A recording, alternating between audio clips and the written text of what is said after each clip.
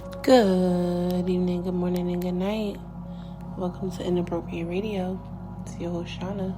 Let's get into this. So, hi guys, how are you doing? Today is the official first segment of our Zodiac series. Now, I don't know if you guys tuned in yesterday or if you heard the segment from yesterday, but it was me just pretty much saying that I would come up with another way to wrap up the last episode. I kind of did already, but I just wanted to still, invest a little bit of time into the research since we discussed it, so I could come back with some numbers and some information. But we, like I said, ended up using yesterday as the bridge to connect, HIV and Zodiac. Now, Zodiac, you could probably think of signs and horoscopes and things of that nature, but I don't want you guys to confuse astronomy with astrology, right? Although we're going to be using a little bit of astronomy techniques, the overall compass of the discussion is astrology. Yes, astronomy is going to be there, some hints of it, but as we phase through this segment, you guys will get it. Yesterday the topic was pretty much me asking if there were particular signs that were more susceptible to contracting HIV. And then, we went on to basically just discuss zodiac signs and just go into a little bit of the definitions between astronomy and astrology, and just basically me, giving the account of what I had to endure for the topic. As far as research goes, when you go on the National Disease Control website, there's actually a database where all of the people who have been tested and diagnosed, they're in this system, right? So, we're talking about over 30 million people. So that was the reason why I just wanted to kind of have something a little more detail oriented. But tonight we're going to just talk about birth charts. Right now, if you're not into astrology or astronomy, you probably don't know what a birth chart is. You probably heard the term before, but your birth chart is pretty much an actual caption or screenshot, if you will, of the universe the moment that you're born. So wherever the planetary alignments have fallen the moment you came out, that is your birth chart, right? Your sun sign. Obviously the sun was in that particular, position for that to be your sun sign, and your moon was in that, position, and so on and so forth. A lot of people don't really realize how this birth chart actually can be a great indicator and tool to use to navigate through life, and an indicator of what types of thing you may or may not endure based off of your astrological components and placements. And then the flip side of this is pretty much having the ability to know how to interpret it, right?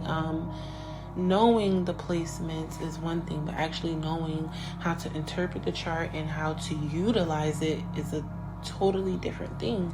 So that's what we're going to do. We're going to start going over birth charts.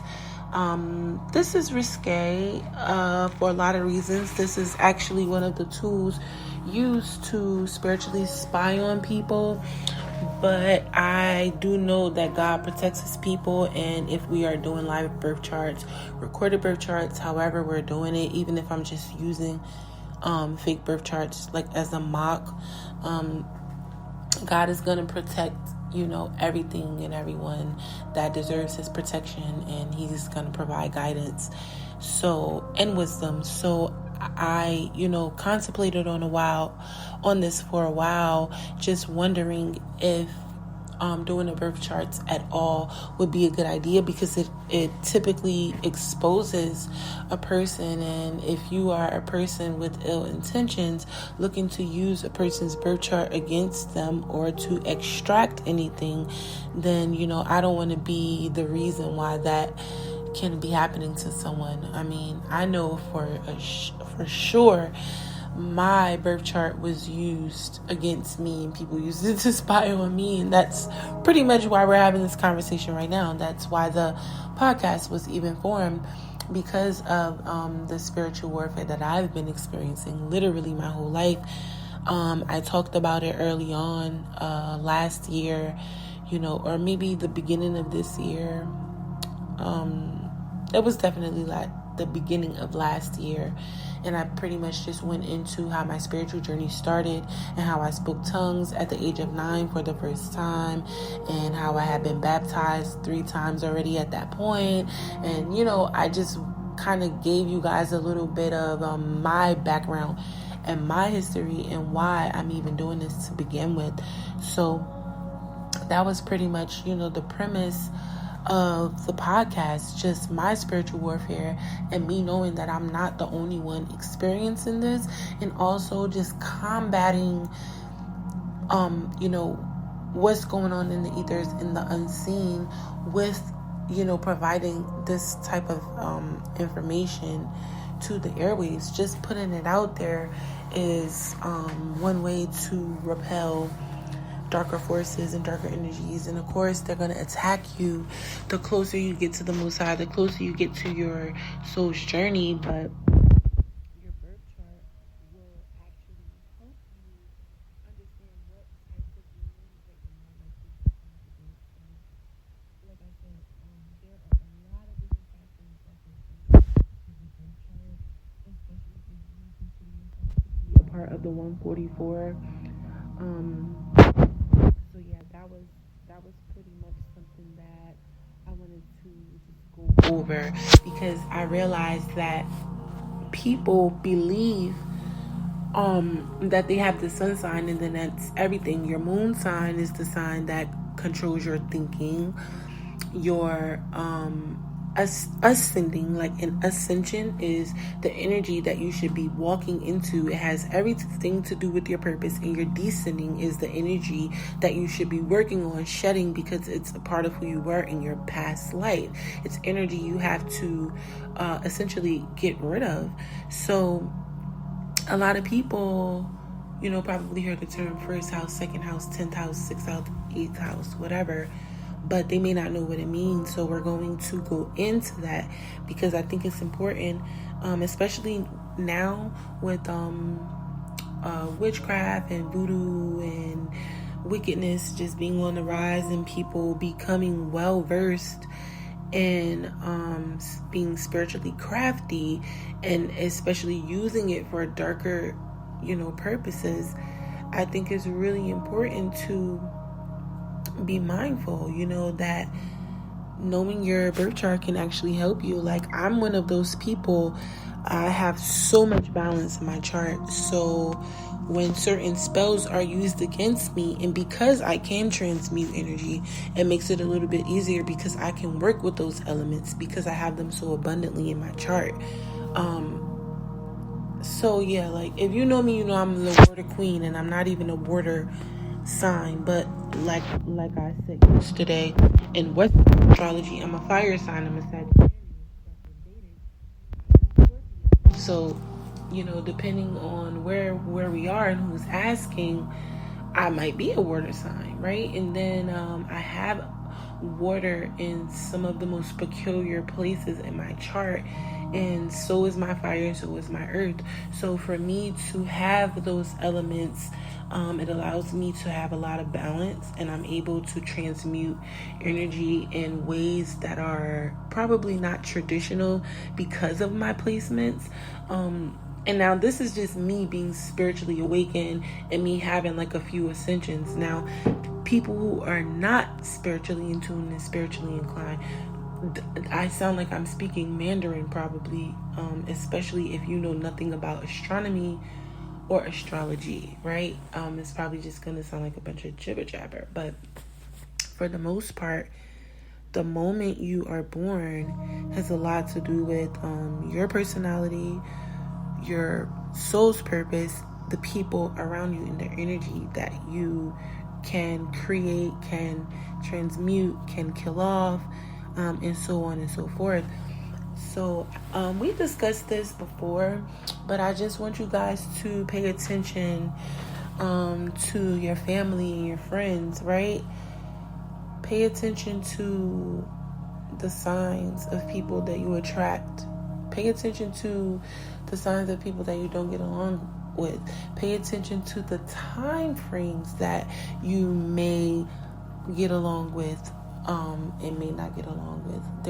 There are expiration dates and cycles, right, on a lot of the attractions between these energies. However, when you are of a particular, breed, a lot of things don't apply to you, and then a lot of things do. So we have to learn universal law. We're going to get into that also, but I believe astrology was a good place to start because it'll help us unravel ourselves in the midst of the chaos. So once we get into the chaos, at least we have a little bit of information on ourselves while we're, in the belly of the beast, right? It's really important to be sure of what it is that you're interpreting.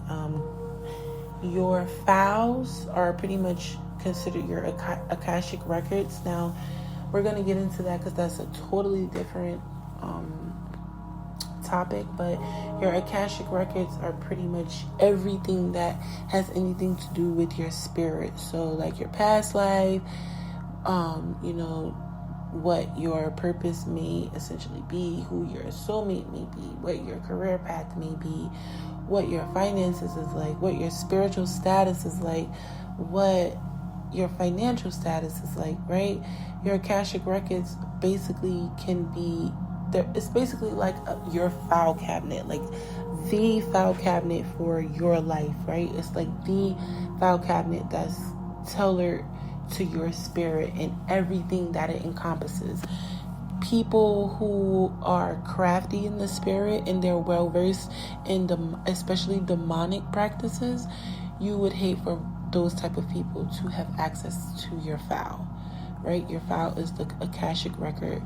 This stuff can be further investigated by you. You don't have to listen to me. You can always do your own research. Like I said, I'm just being obedient, okay? So yeah, we are in zodiac signs. I'm introducing it, and we just talk about birth charts. So we're going to probably do a live sample of a birth chart. I'm gonna figure out how I'm gonna do that. I have my own birth chart that I have made. I can post it if that'll make it more interesting, or I could just, like I said, use a mock information, and then we'll move forward from there. You guys will see the purpose of this in any minute now, okay, in a second. But yeah, I'm gonna get ready and get up out of here. I just wanted to introduce the first episode officially of the next series, which is the Zodiac series. We may need to rename it. I'm not sure yet, but I think we will. But I'm gonna go. So I hope you guys enjoyed your day. I don't know why it's still so cold out, but please dress accordingly. Please dress properly. It is not summertime, okay? I don't care how hot you think you are.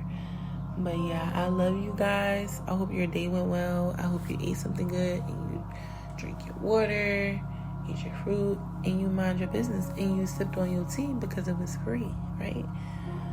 But yeah, love y'all. Peace.